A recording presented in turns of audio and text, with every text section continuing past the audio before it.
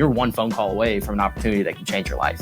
And I made a goal of something that I wanted to do. I had the right people around us to push us in the right direction, encouraging you to do it. You surround yourself with folks that they may have already gone down that path. It's a shortcut, right? So instead of wasting 5-10 years of trying to get there and beating your head against the wall, like, hey, let me go ahead and save you 5 or 10 years. It's simple. What you learn, you go and apply. Yep. Right? But it's not easy. It's not. It's not easy at all. Nothing that comes good in life is easy, right? Everything that you have to put in work for, and you're going to struggle and you're going to fail, but the point of failure is to learn from it, correct? I mean, I'm sure you've had ups and downs. I certainly have. Yeah. I know this dude certainly has, right? Yeah. I've had all the downs. I'm for the ups. I'm good at the downs, I tell you what.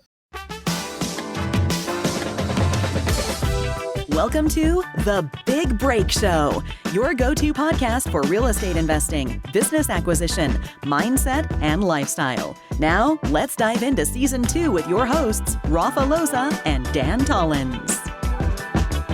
What's up, everybody? We are back with another episode of The Big Break Show, and we're still live in the studio in Carolina Beach. So I'm excited to bring you guys another episode. I'm with my man, Mr. Dan Tollins. Yes, sir.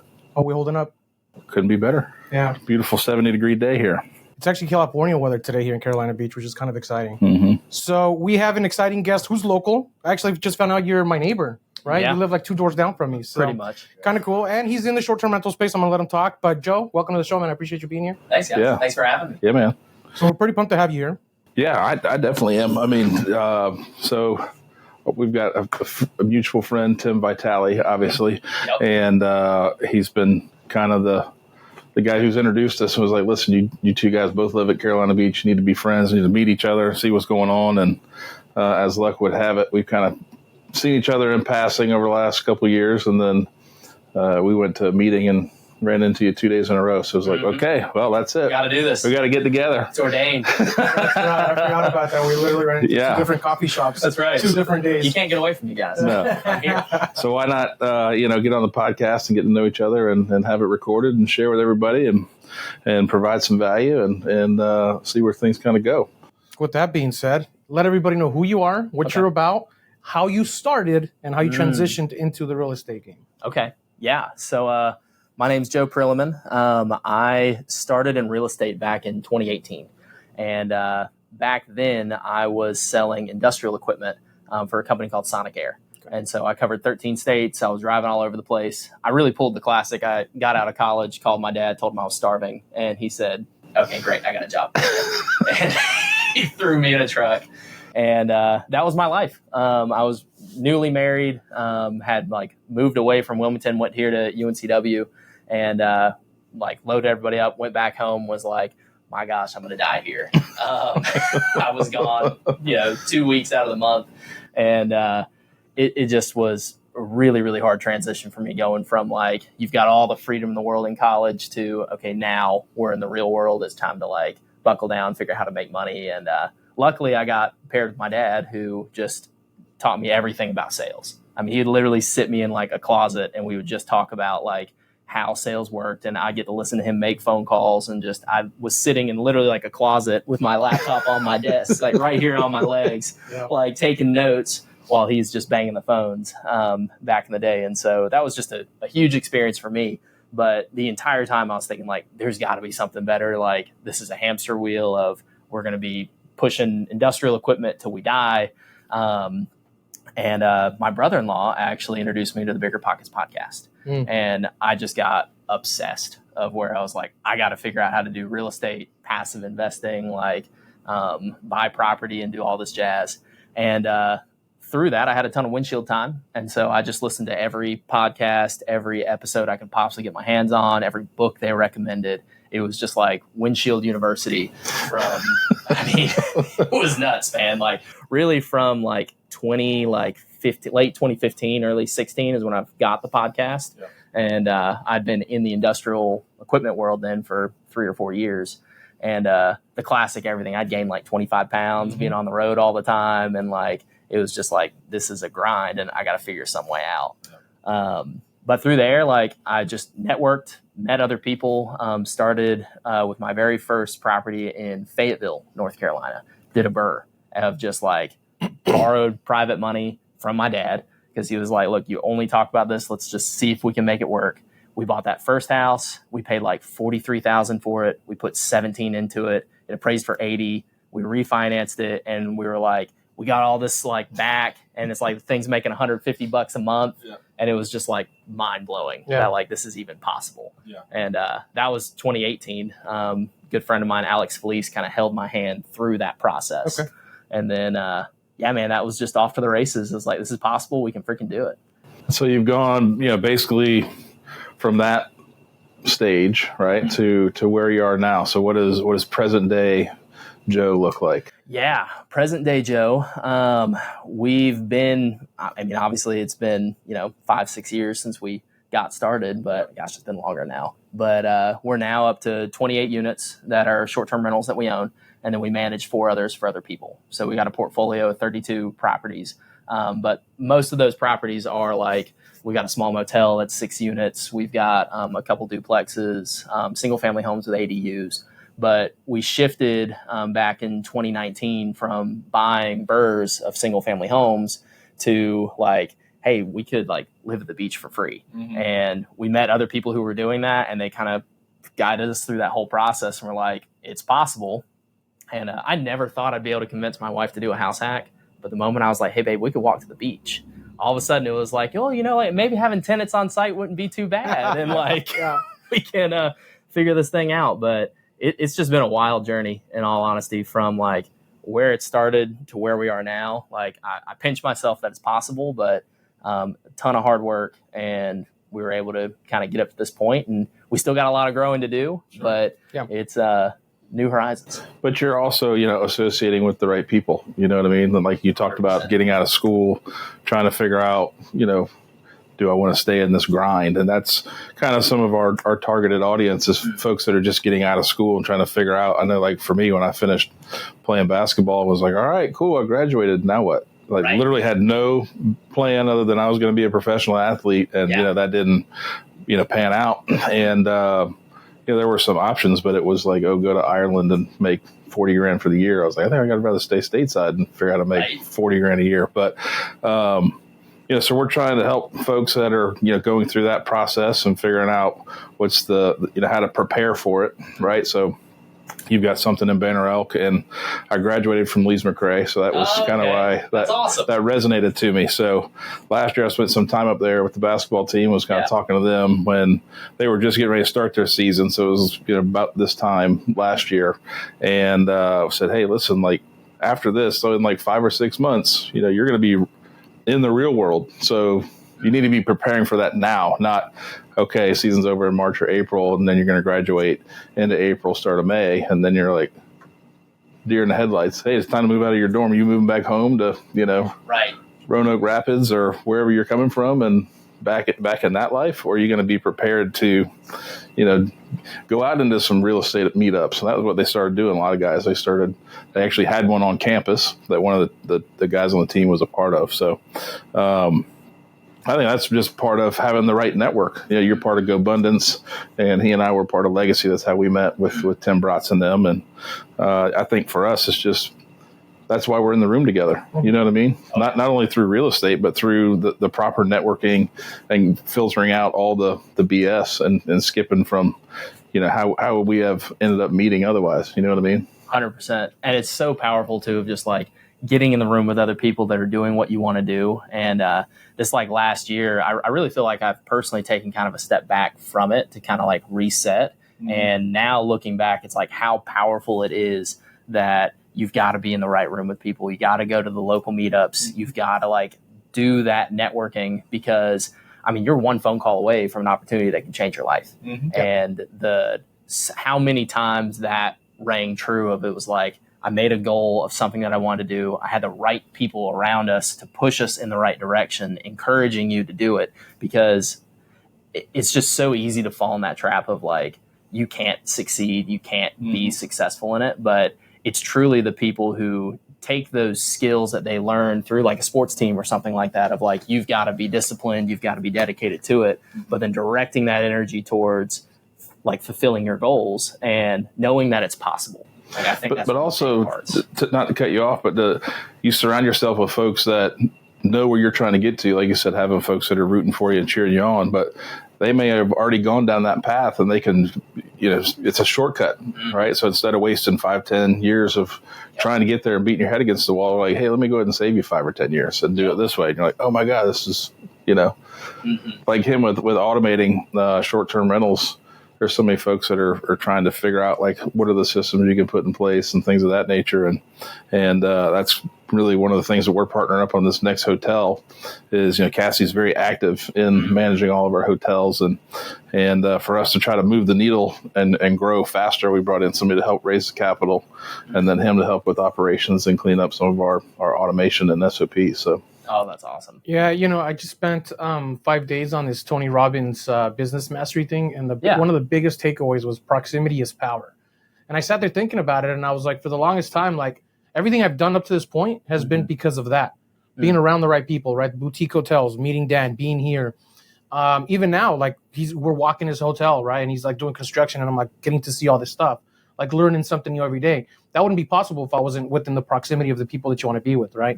Going to, like, I know a ton of GoBundance people. Yeah. And I met them at other networking meetups from people. And, like, it's funny how real estate's kind of like a small little world, right? Like, everybody kind of knows somebody from something. Right, yeah. And you can have 40 different masterminds, but somebody knows somebody from one or the other. And it doesn't matter which one you're in, as long as you're around the right people that are going to help you move forward. Like, that's the thing. You don't want to be the smartest person in the room. I talk about this on the podcast all the time. Like, being the fact that you want to be around people that are doing bigger, better things than you, because you have no other choice but to do bigger, better things, right? Yeah. So let's talk about that for a second. And I don't want to turn it into a big, like, mastermind, join meetings, but what made you want to join GoBundance and, like, to get to that point from just kind of listening to podcasts? Because everybody thinks you can listen to podcasts and be like, hey, I'm good. I've learned whatever I needed to learn, but not really be around people that are going to push you to do better.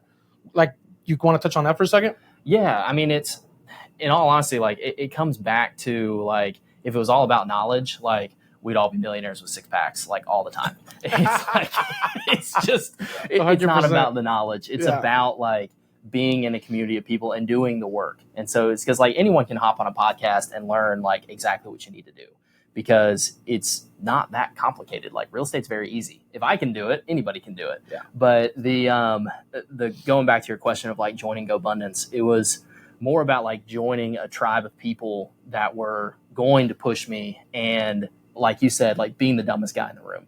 Like, that's always my goal, is to be the dumbest guy in the room. And it just so happens that GoBundance is a really easy room to be the dumbest guy in, because this guy's a rock star. Yeah. And I get to hang out with him every day now, like, as much as I want to, because it still rings true. You're going to get out what you put in, like, in every single one of these masterminds. If you, like, go to the events, if you put yourself out there and be like, hey, like, I'm ready and eager and willing to learn, and you humble yourself to where you're like, I'm not all that. Like, yeah, I'm, compared to my old friends and the people that I used to hang out with, like, I might be a rock star, but in this room, like, nowhere close. Like, and there's always another level. And so, like, putting yourself in positions to get lucky is really what it feels like to me, of, like, joining these mastermind groups. And so it's and there's it's a great also thing. Like a certain thing of, like, for us a couple of years ago, we were trying to figure out, like, all right, we're going to spend $5 or $10 to go to this one, another $7,500 for this one, $3,000 for all these just, like, one-off events.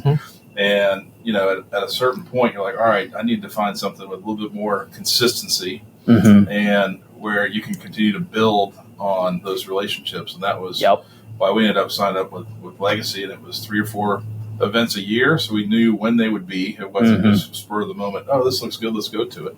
And it gave us time to have those scheduled and go out and meet folks. And then there's also another time where, after you do that for a year or two, maybe you want to draw back in and actually go out and execute the plan.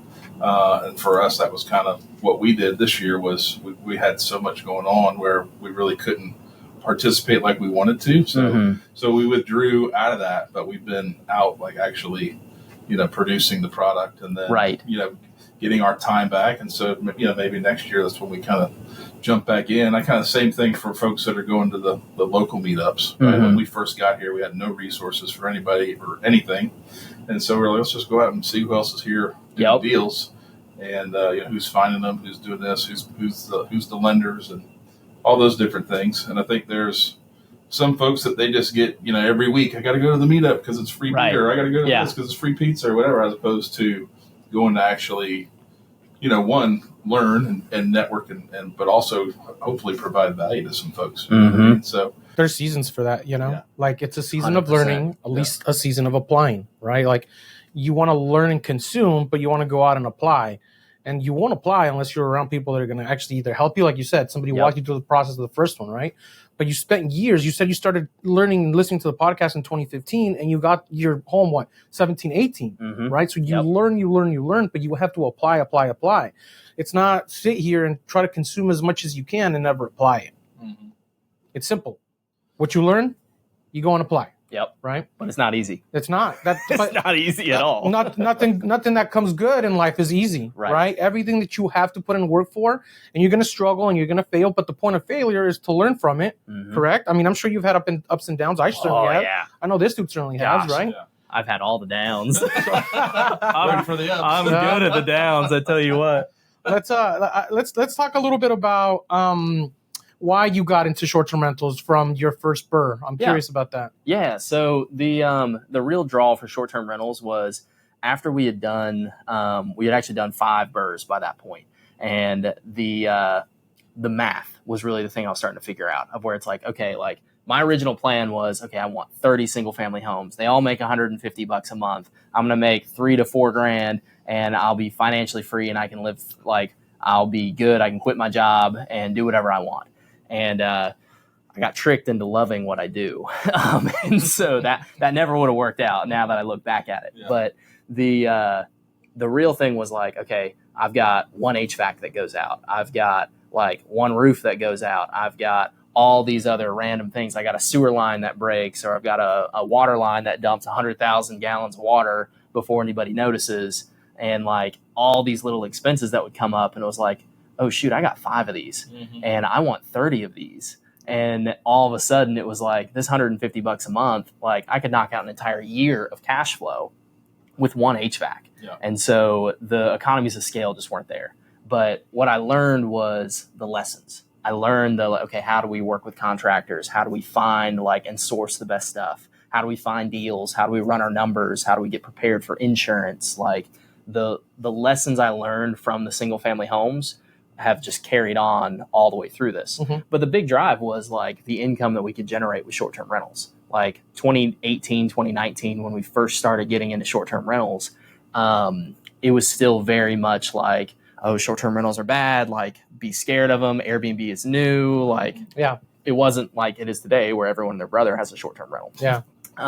It was very much like you're taking a risk and like, this doesn't make sense. Like, you should be very cautious of the crazy people who are doing short-term rentals.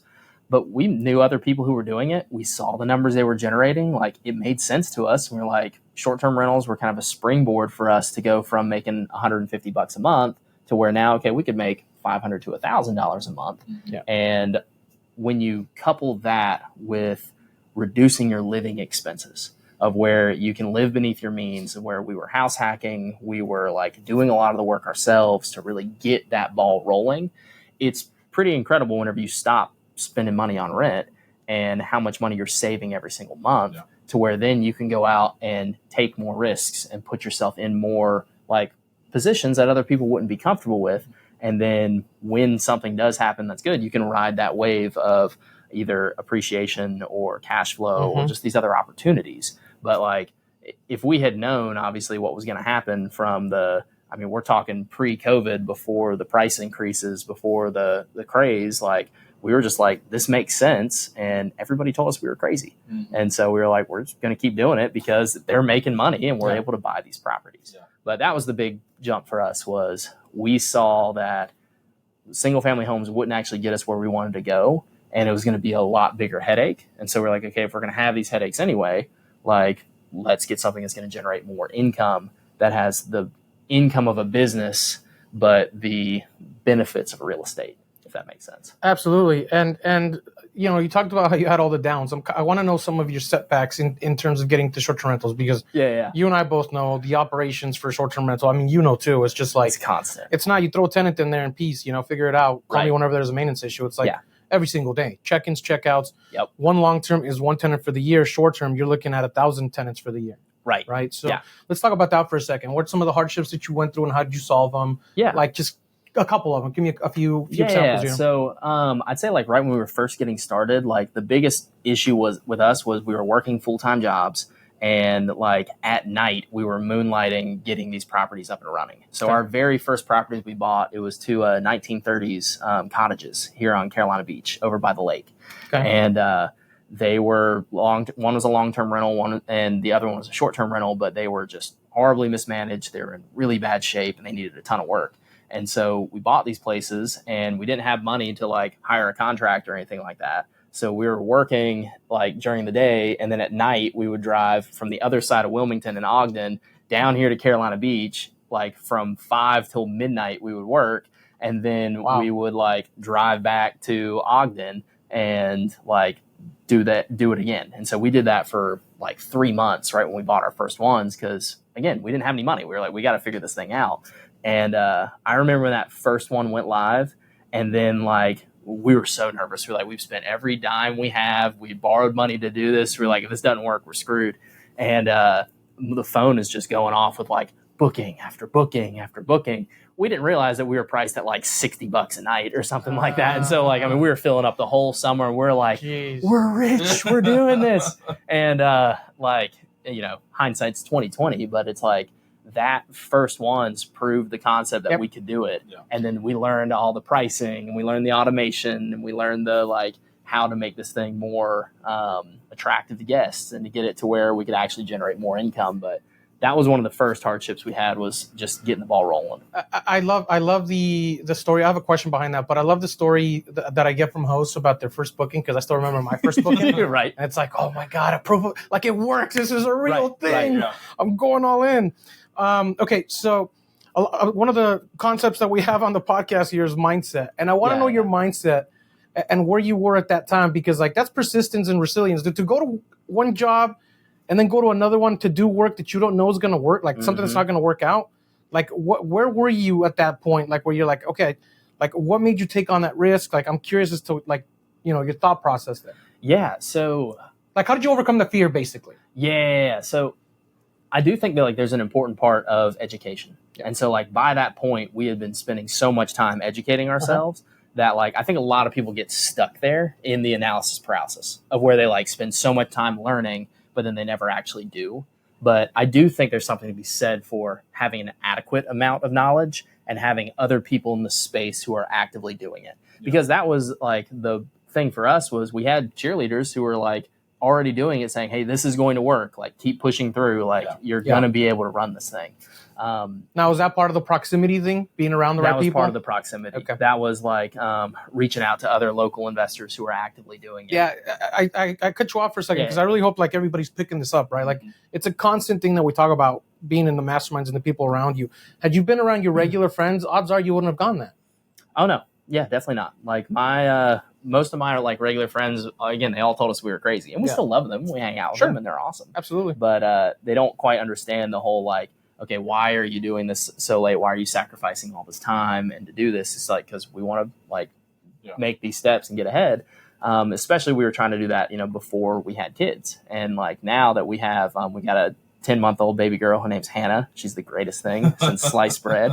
And it is so much harder to get anything done with a small baby. And so we're like, hey, like, let's get as much of this done as we can before we enter into this crazy time in our lives. And that was just like that was part of the motivation, was just like, I can't do this job I'm doing still forever. I'm going to die here if I do. And we didn't have like the means to really do anything else. So it was like, you know what, we're going to put in what we have, and we've got sweat equity and we got time. And so we're like, let's just grind it out. Yeah, get it done. I love that, dude. It's a great story. Congrats, by the way, on your baby. Yeah, thank you. Yeah, that's cool. She's way cuter than I am.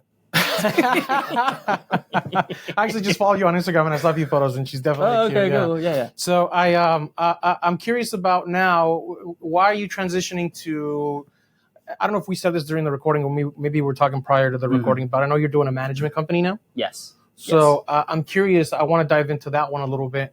Are you going to continue buying properties, or are you just focused now around managing properties only? Like, what's the plan? What's the goal? What are you trying to do here? Great question. So long story short, yes, we're going to continue to buy properties. Okay. But I've learned so much more since getting in the game and being in the game longer Yeah. that it's not a like one or the other. It's you really need to have both. You need to have an active income side, and then you need to have a wealth generation side. Mhm. So like having like an active business, something that generates income that's like more traditional of like, hey, this is like straight money we're going to pay taxes on. This is money that's like coming in to like support the staff and the business. And then when you have income, use that income to invest into real estate. And so, yes, we're going to continue to buy properties, but finding deals right now is just a lot harder. Mhm. And so for us, we're like, there's also like a lot of hidden costs with like owning real estate. Like insurance continues to go up. Like It's getting worse and worse. It's getting worse and worse. Like there's hidden costs of like owning these properties long term, Mhm. but the benefits of owning real estate long term are just astronomical. Yeah. But you can't eat equity.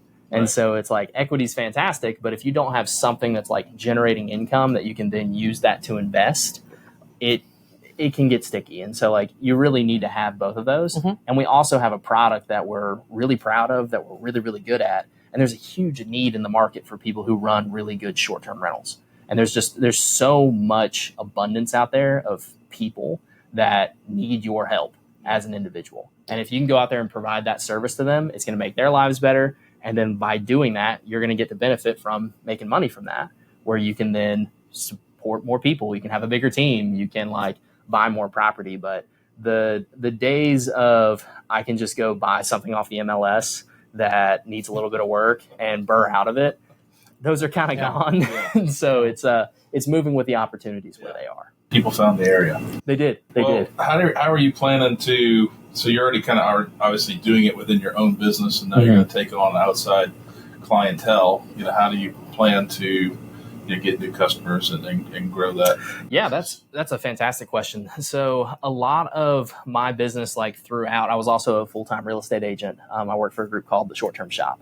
And so Cool. Doing that, like, and being known in the community for doing short-term rentals has been kind of what I've rested on like since the beginning. I used to run a local meetup that was just for people getting started in short-term rentals and real estate investing. And so like I've leaned pretty heavily on the network I've already built. But it always comes back to that is like, how are we going to find more customers with it? Like, we're just going to keep going out there and adding value and try to help as many people as possible. And there's just a lot of people that get into the game that realize, hey, I don't want to be on call 24/7. Mm-hmm. And so we've got a whole list of different ways that we're planning on marketing, but marketing has been my least. I've spent the least amount of time really perfecting that skill. And so that's something we're stepping into of, do we do direct mail? Do we like reach out to our local sphere? Do we, how do we like get more people to know that this is what we do so that we can best help them? And so my main thing is just, I always hammer the phones and I just talk to people and network and tell them what we do. And that's kind of our general plan right now, but Organic. it's working. The best way of leads is organic through talking about what you do. I just posted a video about arbitrage on Instagram, and I got a guy from San Diego who sent me a 14-unit building. He wants me to take over the whole thing. That's awesome. Simply by talking about it, right? Yeah. So same concept, especially if you do a lot of networking events. Mm-hmm. I think it's a great idea. So, I've never actually wanted to manage before. For me, I don't like managing for the people because I never wanted people looking over my shoulder to tell me what to do. Yep. I don't do well with that. I'm like, hey, dude, leave me alone. Yeah. How do you feel about? I'm curious about your thought because I've since changed my mind. Sure. Right. So I'm not actively looking, but if something comes up and they want me to manage, I will do it. Right. But how do you like? What are your thoughts around that? Like people having to respond to people. That is a really, really great question and something that I internally have struggled with. Like no lie across the board of where it's like I really enjoyed like being able to make the decision and owning the properties and being like, you know what, we're doing this and like this is the best way to do it. Mm-hmm. But when you're serving other people, it's like it's a whole nother factor you have to take into account. And so it forces me to like swallow a lot of my pride of like, you know what, like this is their property and I'm here actively serving them and I will benefit by providing the best value I possibly can. And so it's a continuous just dying to yourself is what I've found is the best way to like serve other people. And you're going to have some people that are more like, hey, I want to micromanage everything. And then you're going to have other people that are like, I don't even want to hear from you. And if I hear from you, I'm going to be mad. Those are it's just something that you got to figure out how to manage well. And taking the people that do want to micromanage and realizing that they are doing it because they have their best intention in mind for their property is just changing the mindset around it of like, I don't want to be annoyed when this person wants me to like adjust these little things and make them right. Like, you just have to take that and apply it to, this is going to make me better as a manager overall. And a higher management fee. Higher management. 100%. Right, you want 50, you want 15% or you want 25% service? You tell me where we're at. Somewhere in between here. But we were just talking about that. That's funny. Yeah, it took me a long time. I was looking at it the wrong way. So like my business is pretty much automated, right? Yeah. So I'm not really hands-on anymore. I still have say and stuff because I meet with my team. But when I go to these like co-hosting and management for other people, I was always the one putting myself in between them and me and the team. Like, I'm doing it wrong here, right? Put the team in the way and just be like, hey, look, I'm here in case an emergency happens. Right. But if you want something with the property, here's the phone number to my manager. Here you go. Have fun. Deal with it. Yep. They'll handle it just as good as I can, if not up to the like the 80% rule. Yeah. As long as you do something as good as 80% of you, it's fine, right? And they'll take it over and they'll manage it. Now I'm off the table. Like there's no like I no longer have to be bothered by it. When I started putting, I was like, what am I doing here? Like this is like I'm not new to this. And I'm so not new to this. It's like, dude, I've done this before. Yeah, this isn't my first time. And I'm sitting here thinking like I have to be there, but you're not, right? And if you start implementing those key things to your business and making changes to things like that, life just gets easier. And there's different levels of this too. Like as you scale your business and you get bigger, like you've got to figure out how to provide the value that you as an individual were able to provide directly to that person at scale. Yes. And that's the hard part of where you're building.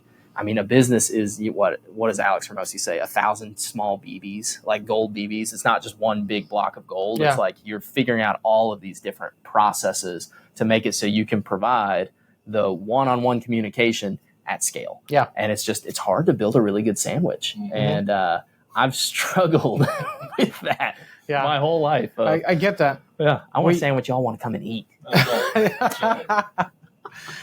Well, let's talk a little bit more about kind of how you've gone from your single family stuff to now taking on some small hotels and small apartment communities. Was that for you the next step of growing from going one door at a time to maybe 4 to 10 at a time? Exactly. So let's talk a little bit about that and what you kind of see moving forward on that front. Yeah. I mean, back to like the original lessons I was learning the single family homes of where it's like, if you can have multiple units underneath one roof, like it alleviates a ton of capital expenditures, and people don't adequately account for like what can go wrong. I think in properties, everyone looks at whenever they're buying a deal through rose-colored glasses of like, everything's going to go right and these things are going to generate as much income as possible. But you can look at this from a small scale of like, okay, if you buy a single family home and you can add an ADU, or you can buy 2 ADUs. Now all of a sudden you've got a duplex or a triplex that's generating, 100,000 gross instead of 50,000 gross. But you have your same fixed expenses of like your mortgage, your taxes, your insurance on this property. And so taking that at scale has been huge, of where we just bought a small 6-unit here in Curry Beach, and having one roof, having like smaller air conditioning units in each unit that are a lot less expensive than massive central HVACs. Like the economies of scale of having, I've got 6 of these rented now that are all doing, $100, $150 a night, compared to I've got one property that's doing $250 a night. It's just the economies of scale from that. And so it's a higher barrier of entry, but ultimately like you make a lot more money and your total operational like expenses for that are just a lot lower for bigger properties. How did you come across that deal? That was an off-market property that got brought to me from another real estate agent. And so, just from local networking, people knew that like this is what I did. And I went to another good friend of mine first. His name's Clint here on the island. And he decided like, hey, this one's not for me, but I know this guy, Joe, and he might be willing to buy it. And so he took it and went, hey, here you go. Like take it and run. And, from there, we were able to like network with we had a good relationship with a local bank from another investor that I know. And, again, back to the network. I was about to say that. The people that we know. We're just like, hey, like this guy's trying to do that. I already had the track record of other properties we had done. And so they looked at that and went, yeah, we'll lend it to you. And it's been fantastic ever since then. And so And you turned that one around pretty quick, didn't you? that was nuts.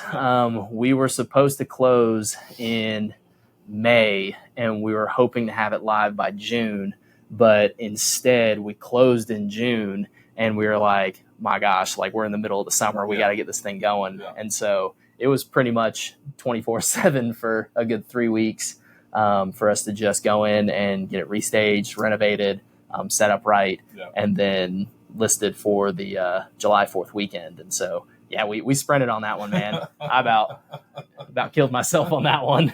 Don't recommend it. Yeah. No, that's kind of the same for us. We've performed on a few here locally, and so somebody will hear something coming up, or that the owner's tired, or whatever the case may be, and we'll go walk something or go meet somebody else that's doing it that they're not actively for sale, but you can tell, hey, I've had this for 30 years. Like, I'm sick of doing laundry and changing sheets and dealing with bad customers and all this other, like, they're still using keys, and we can help you automate a lot of these issues, and we have to shut down for 2 months so we can have some time off. Like, we can eliminate that so you can actually stay open and not be here. Yeah. Pick up another couple months of revenue. But, I think that's just a limited mindset, because they own one. And, for us, that was never really the goal. I mean, obviously we want to get our first one, and then now it's just plug and play. The cosmetic ones are a lot easier. Yes, cosmetic ones are substantially a lot easier. Go down to the dirt and down to the studs, and the rewiring and replumbing can take a bit longer, but I think we had this one done in under 2 months. That's incredible. Yeah. And I think that's so wise too to understand of where it's like you can have a property that just knowing what your construction costs are going to be and what you're actually getting into, because holding costs can absolutely sink you. If you've got a property that you're sitting on for multiple years while you're trying to get through the permitting and the redoing and all that stuff. Yeah, we're going through that. You're going through that, right? You understand both sides of it. It's taken an extra year. So at $20,000 a month just in mortgage payments, and then we got to renew your flood and insurance policies and loss of revenue. I mean, it just starts adding up. But fortunately we bought it, at a really, really good deal, and had, some investors that stuck with us, and it's going to work out fine, but it's still just that short-term pain it's brutal. And now we're days away from being open. So that's incredible. We can't get there fast enough. Right. Yeah.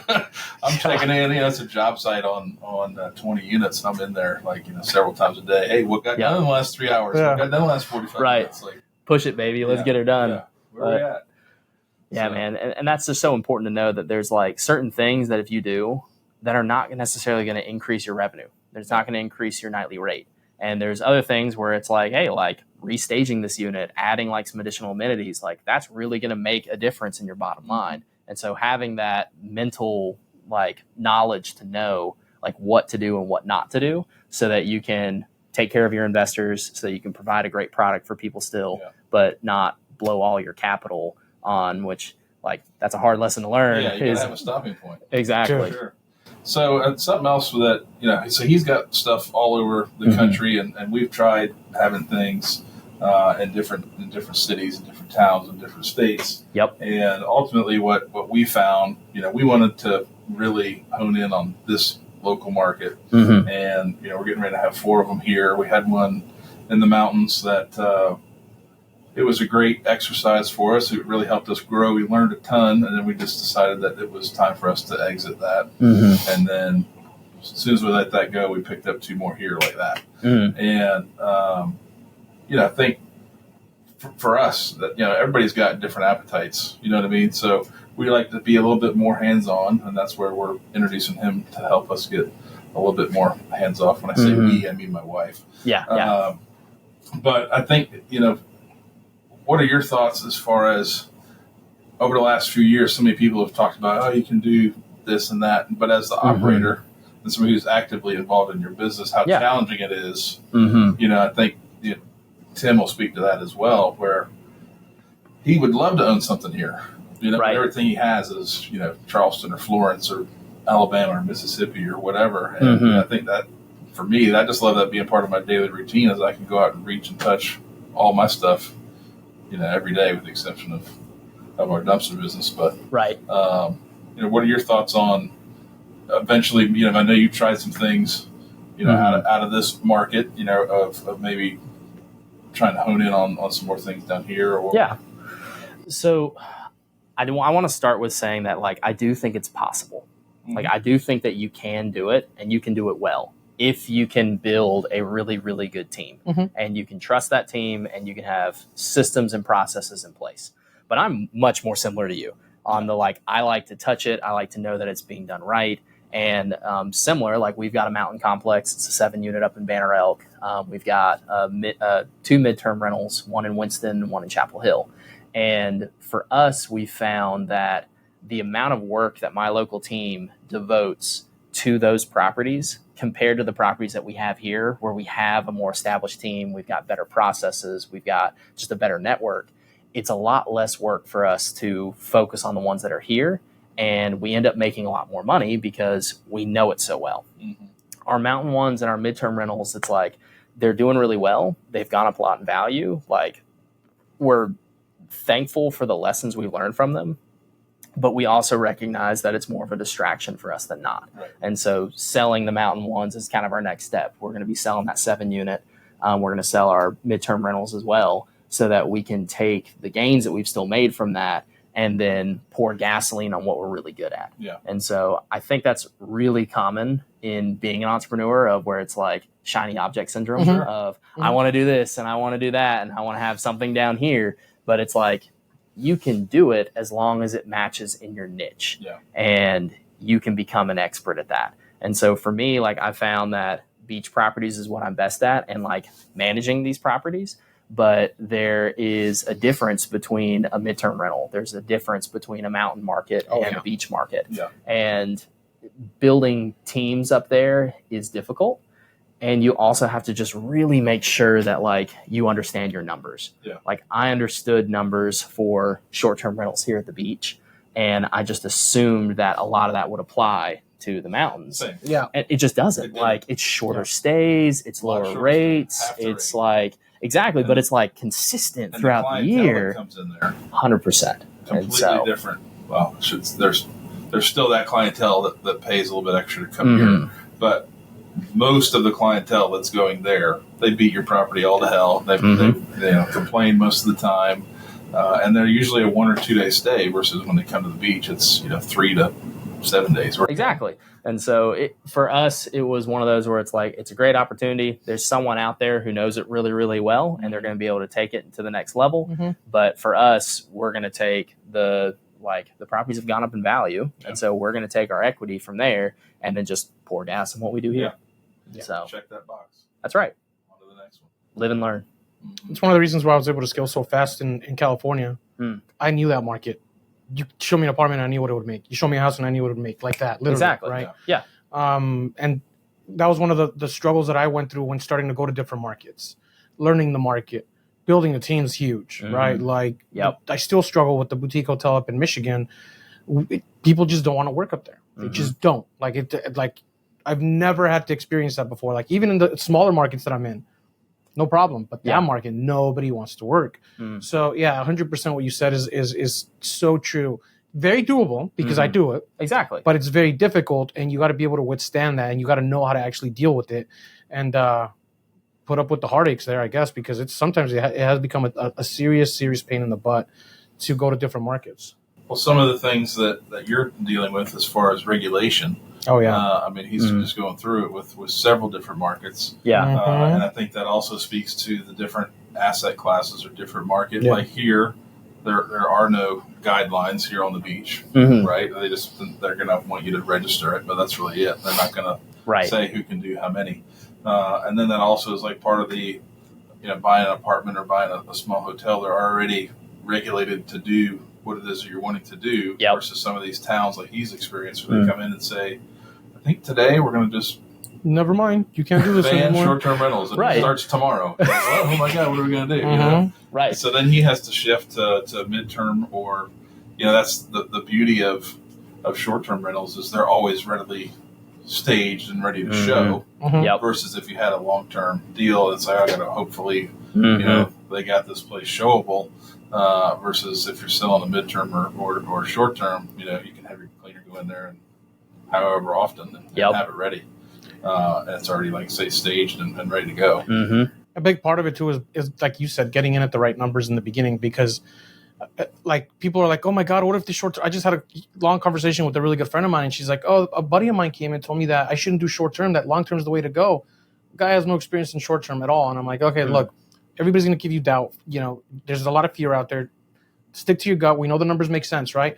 Worst case scenario, this place becomes a midterm rental. Worst case scenario from that, it becomes a long-term furnished rental with a couple $100 on top already anyway, as opposed to a vacant spot, right? So there's always a little bit of more of an exit strategy if you get in at the right numbers and you can still make it work, where you're saving operational costs and you're still making a little bit of, a couple $100. It's not a lot, but it's still a couple $100 in comparison to losing or paying out of pocket, right? I think that's a big deal. Knowing the numbers that you're getting in at, what you're buying at, making sure it's making sense in the market, and knowing the numbers in that market. Like you said, you're really good here with the beach market. Yeah. Right. I'm really good within city markets. I just know those markets. To your point, Los Angeles, my buddy Alvin, who's in GoBundance, by the way. Oh, awesome. He's the only guy I actually manage for, a really good friend of mine. He just sent me a screenshot last night from Airbnb, and it said, in Los Angeles, like California is getting worse and worse. Los Angeles now requires you to get a police permit from the LAPD, some sort of permit to register your short-term rental with the police department now. Huh. And I was like, on top of the already extremely strict short-term rental ordinance that they have. Yeah. Right. So now it's like two different ordinances from two different departments within the city. It's like, dude, who even wants to operate here? Like, people are flooding out of there already as it is. Now, like, you guys are literally shooting business. Like, these are small businesses. Yeah. It's like, dude, come on. Now you got to pay an extra fee, an extra permit. You got to probably implement extra processes now, because now you got to deal with the police department. And it just becomes a kind of a pain in the butt with these, as opposed to here, an already friendly vacation rental market where they're like, hey, dude, have fun. Just make sure the place is clean, neat, and you're providing an exceptional product. Oh, yeah. And it's such an important point that you're hitting on, of just like having multiple exit strategies. Like, that's one of the core, like, investing principles for doing this. And it's like for me, like, I've really got four. It's the you buy for cash flow, you secure long-term low interest debt, you have adequate cash reserves, and you have multiple exit strategies. Like, if you can follow those four rules, you will never get burned in real estate. But it's like, it's so easy to say and so hard to do, because you've got to know all these things, like you said, of like, what's my price point getting in, and will these strategies actually work? And then what if someone throws a wrench in it, because stuff is going to happen. Yeah, and that comes from either experience or, again, having proximity to folks that already have all this experience and can kind of coach you along, without always just taking value and not getting any feedback back, or letting them be your mentor. So you got to reciprocate it somehow. 100%. And like, again, back to the rooms you're in. Like, one of the guys in GoBundance here, his name's Tony. He came to one of my job sites and looked at it and went, dude, you are an idiot. If you do what you're about to do, you're going to spend so much money on like fixing all this stuff. He's like, just do this, this, and this. It'll cost you 10 grand instead of 200, and you'll be way better. And he was right. And it's like, that type of value you don't get unless you have 10, 20 years in the business like he does. And me looking at it, I'm just like, oh, this will be no big deal. We'll figure it out. And it's like, no, you're an idiot. This is a big deal. I love that. Not only like being part of those groups, let's not keep going back to this, but like, they're willing to share. Yes. They're willing to give you, like, they're actually happy to give you. The more successful people are, the more they're actually willing to give back. And if you're around them, I love to give as much as I possibly can to as many people as I can. Yeah. Because I've gotten the same from the people around me. Like, they're just willing to share. It's one of the reasons why we started the podcast, because I was like, dude, if we can get people to actually give value to other people who want to get started, and to help them overcome those obstacles, right? Because not everybody can afford to join a high-level mastermind in the beginning. I get that. And sometimes you got to start somewhere. But going back to knowing all the numbers and knowing the exit strategies, like, not everybody's going to know that, even at the highest level, right? Like, not everybody's going to know that. Yeah. But the point is to at least get started and then kind of figure it out along you go. You're going to make mistakes no matter how good you are. Doesn't freaking matter. Yep. So anyway, I want to transition a little bit because we're getting closer here to the end, but I'm curious. I mean, you just became a dad. I want to know, how's life with a newborn baby and balance of like the short-term rentals, the management, and being a new father? Yeah, it is difficult, but it is so worth it. Like, across the board, like walking home and seeing my baby girl smile and just lose her mind whenever I walk in is the greatest feeling I've ever had. But I have felt a higher level of anxiety and stress in like being so in the day-to-day of my business. Yeah. And so if nothing else, it's forcing me to make those changes that I needed to make. And it also, like, I mean, this last year with short-term rentals, like, it's slower. And so, like, I think this is a really good, and nobody likes it, these seasons. They like to look back at them and be like how great it was, but it's a season of refinement. It's okay, we've got economic pressures now. We've got home pressures. We've got operational pressures. And all of those things are going to like burn off all the things that back in the day we used to just throw capital at. Like if your short-term rentals are ripping and you've got a problem, you can just throw money at it and fix it. You just keep going. But now it's like, okay, we actually got to fix the problems. And so getting me more out of the day-to-day so I can spend that time with my family and with like doing the lifestyle I want to live. It's a lot, but it is awesome, man. Like having a baby, highly recommend. Highly recommend it. That's cool, dude. Part of what you're saying into the operational piece, I did want to talk about it, but we're not going to have enough time, so maybe we'll do another episode in the future about it. But anytime. It always ends up being a thing where how do you balance the economics of it, but also the time part of it, right? Like you're gonna have to pay to get the time back, right? Or you're gonna put in the time and pay and make more money. Like there's that balance. Like how much do you want to take home between how much time do you want to keep, right? Right. And when you get into a season like right now where it's like slow, we know revenue's down across the board everywhere. It's that fine balance of like, well, now I either have to step in a little bit more and start cutting some stuff back and maybe slowing it down, but I also don't want to sacrifice my time and be like, hey, now I got to be fully involved, right? Like there's always that like balance. Like what are the little things you can implement and fine tune to say, okay, that doesn't really require me to be here. Who can I put in to do that, right? And what's the cost that's going to be for that? And I can still afford it. And during this time, still be able to enjoy my time and still be able to afford that. You know what I mean? Yep. Because like I've done it, you've done it, where we just implement a bunch of stuff that's not even necessary, but we're doing so well that you're like, oh, it doesn't matter. I'll figure out when it's time to figure out. And then time comes to figure it out. And you're like, okay, now I got to sit down and actually get to the bottom of this, right? Figure out what the problem is and how can we solve it so that it doesn't break the bank and I can continue living the way I want to live. So cool, dude. Listen, this has been awesome. We're getting to the top of the hour. We have 3 questions that we ask everybody. Awesome. Being that this is the Big Break Show. Yes. We want to know, is there a defining moment in your life that you would consider your big break to getting you from old Joe to new Joe? From old Joe to new Joe, the big break. I will say the big break was taking that leap into short-term rentals for us. Of like there's really 2 different like pivotal moments for me, but it was like finding that it is possible from getting like podcasts sent to me of like, oh my gosh, there's another way to live. And then realizing, hey, you can do something that generates income and like provides for you and your family and like gives you that next step up. So I'd say the big break was like switching from our first strategy to short-term rentals. That was the big the trampoline. I love that because that's mine too when I got into short-term rentals. Yep. So a second question is, what is the best advice you've ever received? That is a great question. It came from a good friend of mine in college. His name was Sam Kennedy. And he looked at me one day and he said, Joe, I've got a lesson for you that you just need to internalize and understand. He didn't even remember telling me this, which is the worst. But he was like, anytime you're in a situation, I want you to repeat this back to yourself. It's like, does this need to be said? Does this need to be said by me? And does this need to be said by me right now? And that has applied to so much in my life, in my marriage, in my business, I'm naturally very much like, problem comes, I'm ready to solve it right now. Let's go full speed. And it's forced me to take a step back and go like, hey, like, let's see how this plays out. Do I need to say this now? Do I need to like actively jump in? Or is this something that I need to delegate out? And so that has always been a really big impact in my life was that phrase. I love that. Yeah.